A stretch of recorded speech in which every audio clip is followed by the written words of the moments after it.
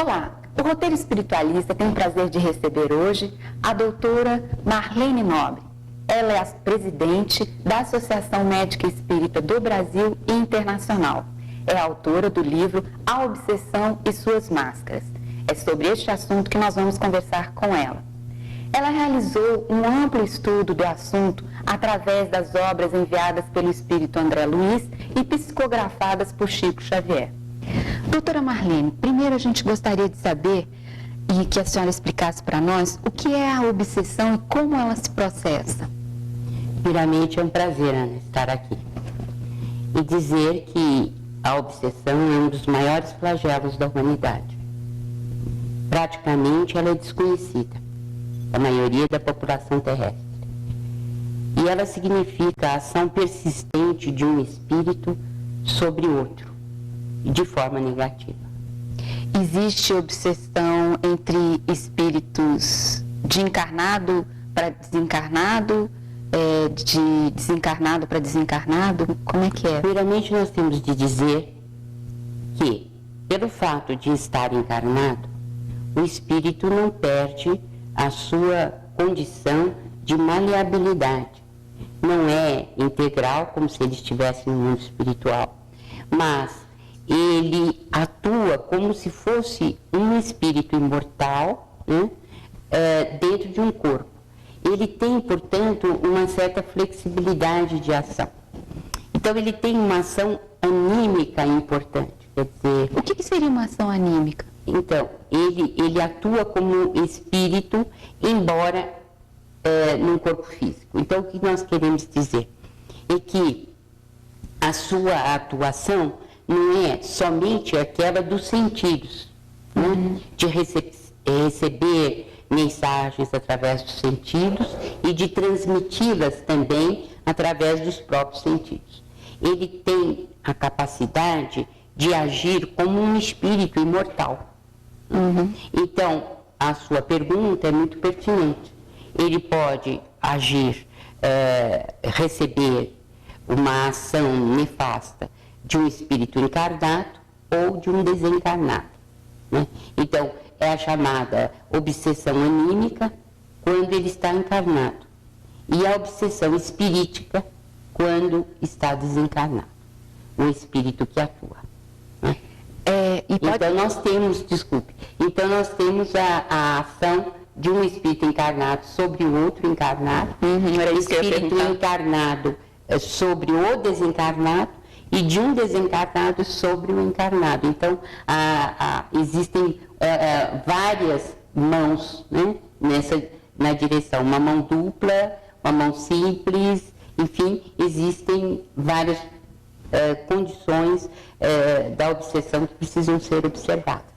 E existe a possibilidade de dois espíritos desencarnados e haver um processo obsessivo entre eles? Também existe. E essa via de mão dupla, como a senhora estava explicando, quem é que rege? Como é que é a dinâmica? Quem é o coordenador da obsessão? Assim, coordenador não é a palavra mais exata, mas assim, quem comanda a obsessão numa dupla? Então, muitas vezes, quem manipula é o encarnado, outras, o desencarnado. Então, vai depender das condições em que a obsessão se apresente. Por exemplo, nós temos os parceiros no vício. Então, vamos dizer assim, as pessoas que têm tendência à dependência química através de álcool e drogas, ele não está, vamos dizer, sofrendo uma ação passiva somente, recebendo dos espíritos atrasados do mundo espiritual essa influência.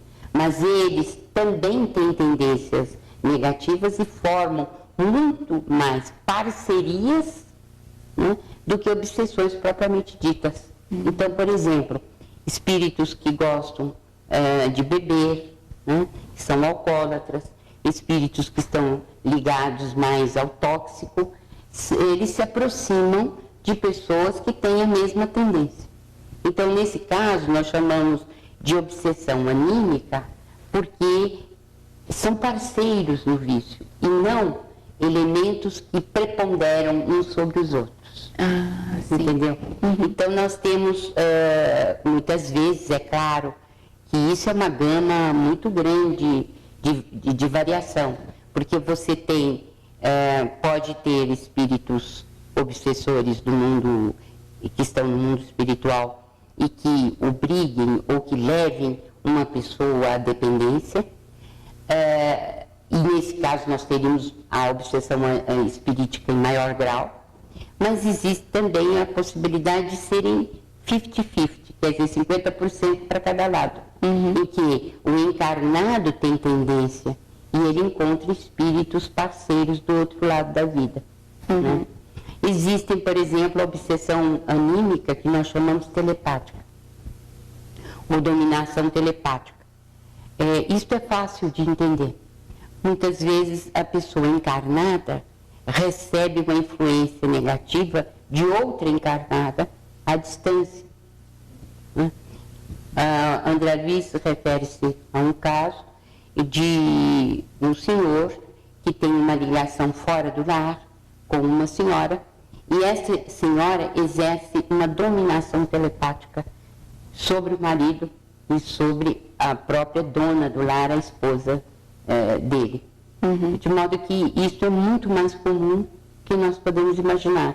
A ação entre encarnados existe, é uma realidade. Né? E é muito mais comum do que a gente imagina. Obsessão é sempre uma influência tóxica, né? É sempre patológica, negativa. Existe alguma influência positiva? A influência positiva são dos nossos guias espirituais. Mas entre encarnados não haveria uma influência positiva? Também, tanto encarnados quanto entre desencarnados e encarnados, e no mundo espiritual a mesma coisa. Toda vez que existe uma influência benéfica, né, nós estamos falando de proteção, de amparo, de amor. Né? Quando nós falamos em obsessão, nós estamos nos referindo a uma situação patológica, em que os espíritos exercem uns sobre os outros uma influência negativa. Certo. Por que a senhora ressalta tanto no livro a importância do conhecimento sobre o assunto? Assim, a senhora diz que o problema implica muitos problemas, assim, para os seres humanos. A senhora poderia descrever mais, assim, detalhar mais por que a obsessão causa tantos problemas para o ser humano? Porque a obsessão, ela leva a perturbações mentais muito extensas, em alguns casos. E ela não é cogitada na medicina ou no estudo psicológico do paciente. E isto leva a um comprometimento maior da criatura humana na sua parte mental. E ela começa a ter desequilíbrios muito profundos. Mas não é apenas a questão mental. Existem influências a tal ponto que muitas vezes os desequilíbrios eles passam a ser físicos, orgânicos. Então são as repercussões orgânicas, psicológicas, psicofísicas da obsessão. E muitas vezes não é detectado, né, a maioria, a imensa maioria das vezes, não é detectado no consultório comum ou na anamnese que o médico ou o psicólogo faz. Mas muitas vezes o paciente se refere a um estado exacerbado de dificuldades, tem tantos sintomas, apresenta tantas dificuldades, mas você vai olhar os dados físicos, comportamentais dele, e você vê uma dissonância, quer dizer, entre aquilo que ele está falando, que observa, que tem, e aquilo que realmente ocorre do ponto de vista biológico.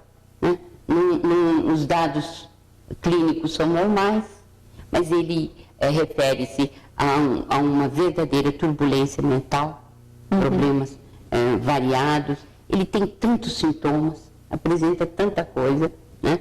E você vai verificar, no fundo, não existe nada do ponto de vista biológico. Então, por isso é que eu digo que é importante o conhecimento do processo obsessivo. Porque, em muitos casos, você tem o agravamento de uma doença física pela obsessão. Em outros casos, o agravamento de uma doença mental pela obsessão. Né?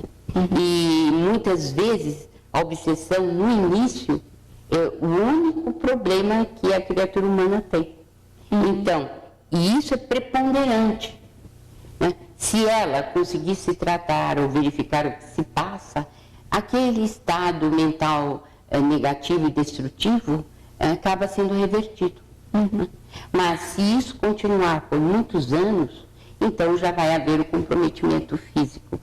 Daí a minha ênfase em dizer que é necessário que a criatura procure o tratamento espiritual, estude a questão da mediunidade, a questão obsessiva e procure tratar-se, né, com a terapêutica espiritual.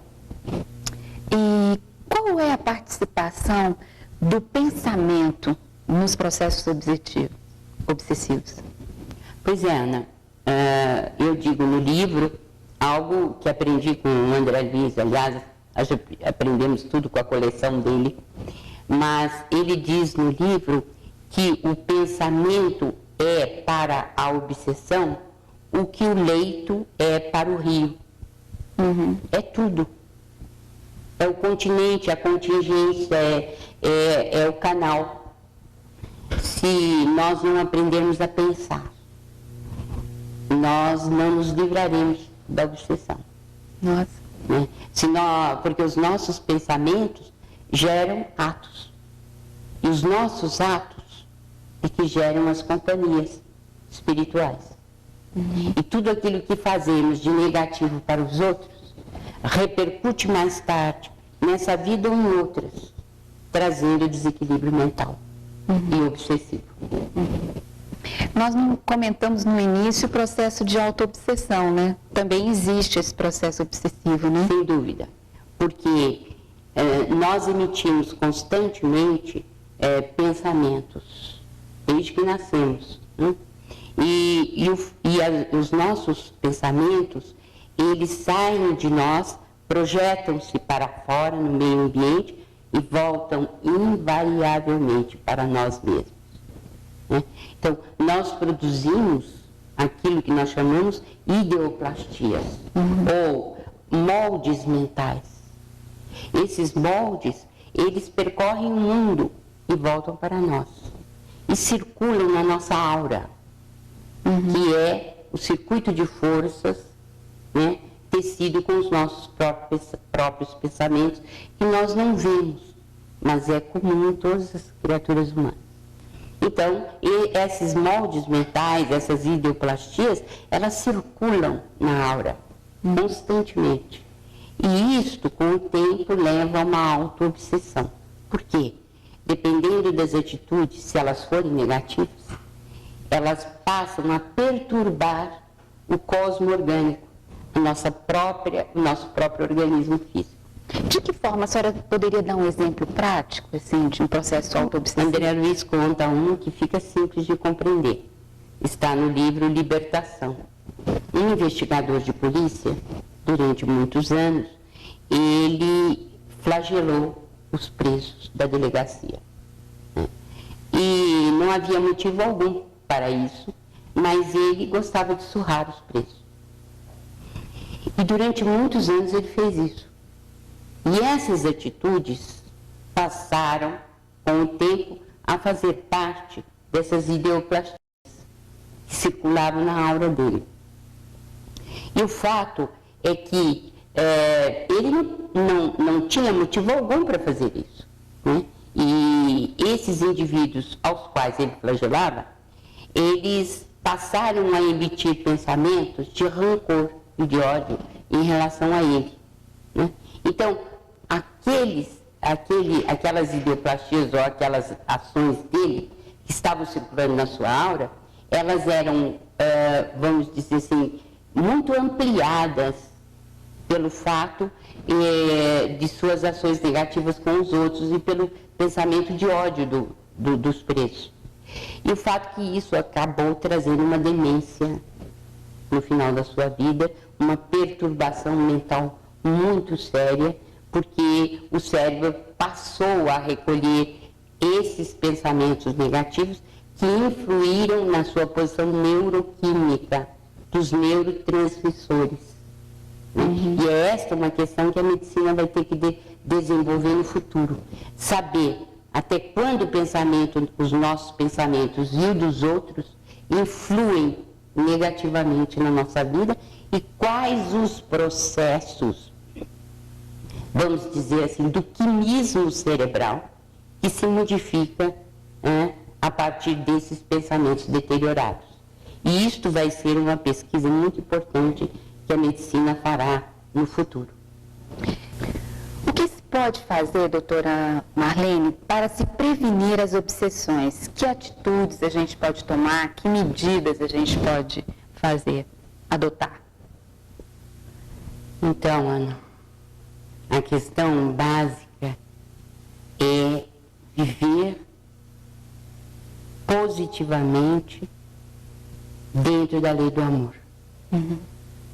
Porque todas as nossas produções positivas, fraternas,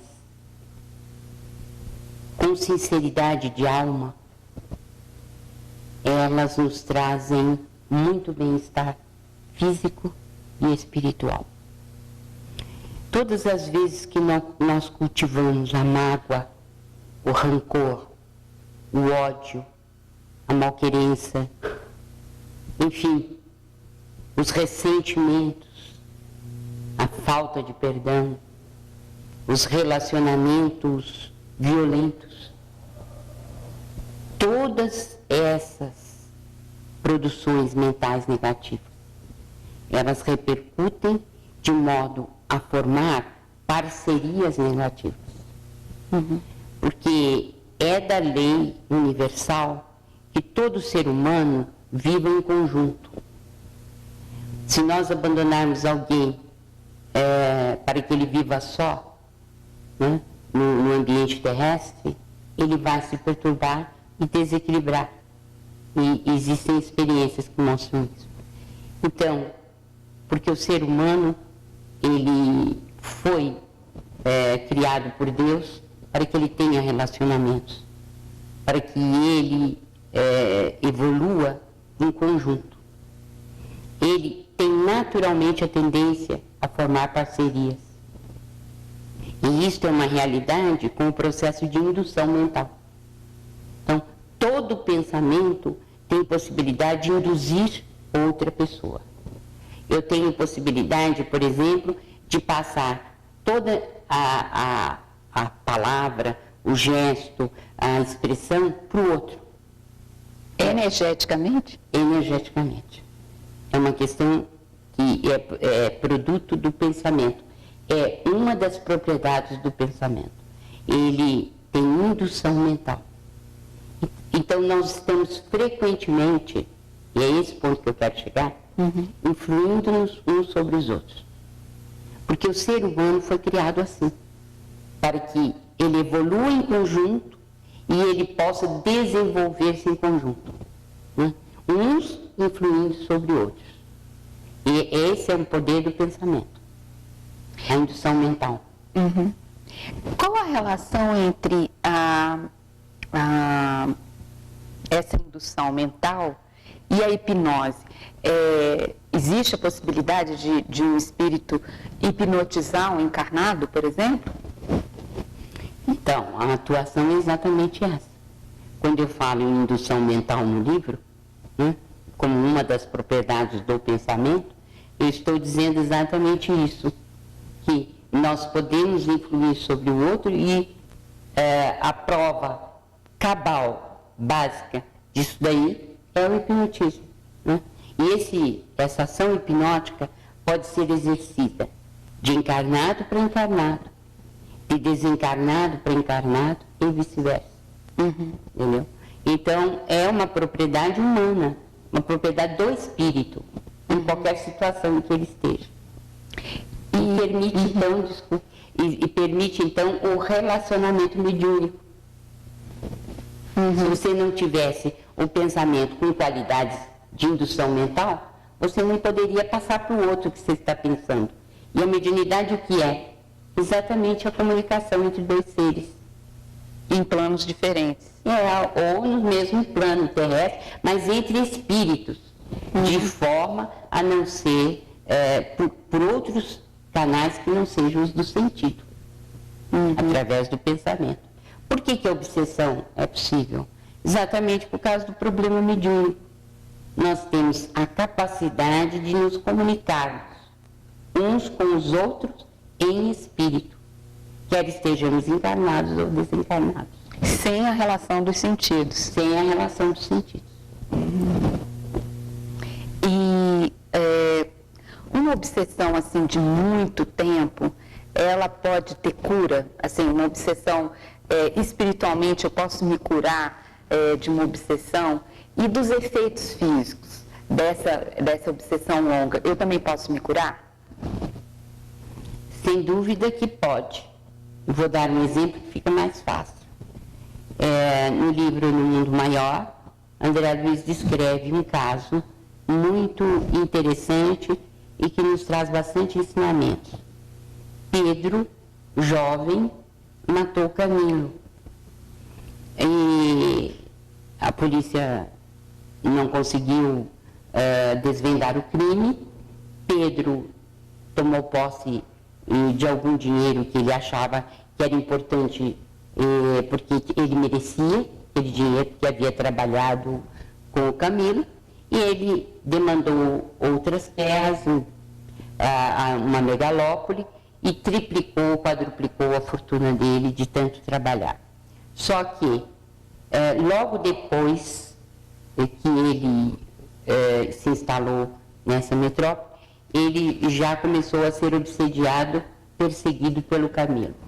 E durante 20 anos isso aconteceu.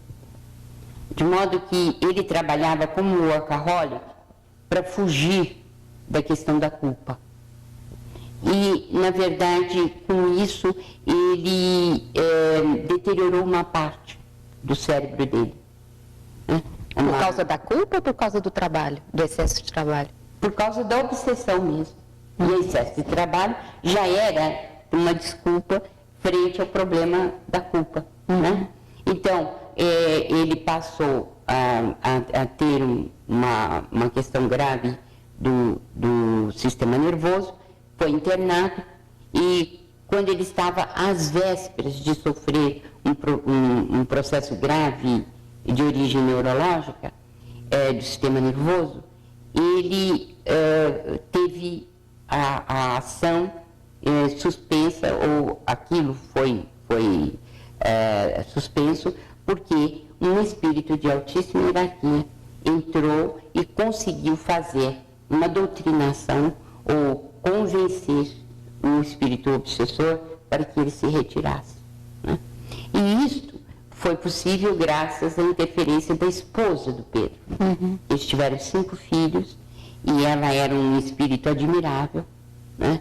E confiava muito em Deus, tinha muita fé, orava bastante, e ela acabou atraindo esse espírito para auxiliar o marido. Né? Então, quando ele estava às vésperas da desencarnação, da morte, porque era um estado neurológico grave em que ele poderia cair, ele foi socorrido e amparado. E pôde voltar feliz, curado, para o seu lar. Curado fisicamente? Curado fisicamente. De modo que nós nunca podemos duvidar da bondade divina. E todos nós estamos sob a proteção do mundo espiritual superior. O que é necessário é nós ampliarmos a fé. Essa era a minha próxima pergunta, doutora. Eu ia perguntar exatamente que tipo de estímulos positivos podem contribuir para a manutenção do nosso equilíbrio. Assim, o que nós devemos fazer cotidianamente para mantermos equilibrados? E eu completaria a pergunta fazendo: você precisa cultivar a sua espiritualidade, sua relação com Deus? Sim, Ana, não há pessoa que não seja obsedável.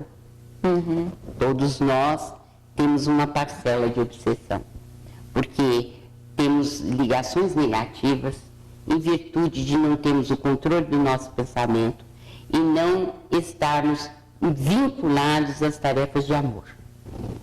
Ainda no mundo existe muita obsessão e todos nós estamos, de uma certa forma, ligados ao processo obsessivo, exatamente por isso que eu estou falando, né? Porque nós não somos criaturas boas ainda, não vivemos segundo as leis do amor, ainda conservamos muito desses resquícios de animalidade inferior, de violência em nossa vida cotidiana. Então, diante da sua pergunta, nós lembramos que só o bem anula o mal. Então, se a pessoa está relacionada com um processo obsessivo, não é imprecar contra o obsessor, não é desejar o mal para ele, não é desejar arrancá-lo da vida como se arranca uma erva daninha. Isso não vai adiantar. O que está faltando numa obsessão é o perdão recíproco, que em geral leva à questão ao ódio, leva ao desamor, né? à falta de entendimento. Então, na obsessão, o que fica claro é que é preciso haver o perdão recíproco, né? E só o bem anula o mal. Quer dizer, nós precisamos elevarmos-nos mentalmente através das nossas ações e procurarmos ter um relacionamento com o obsessor de irmão para irmão. Porque se nós erramos em vidas passadas e hoje estamos colhendo o fruto do que fizemos naquilo que conhecemos como karma, então se nós estamos com uma atitude negativa, obsessiva de outro espírito, o que é preciso fazer? É levantar um pouco mais a parte moral, elevarmos-nos, procurar fazer o bem, né?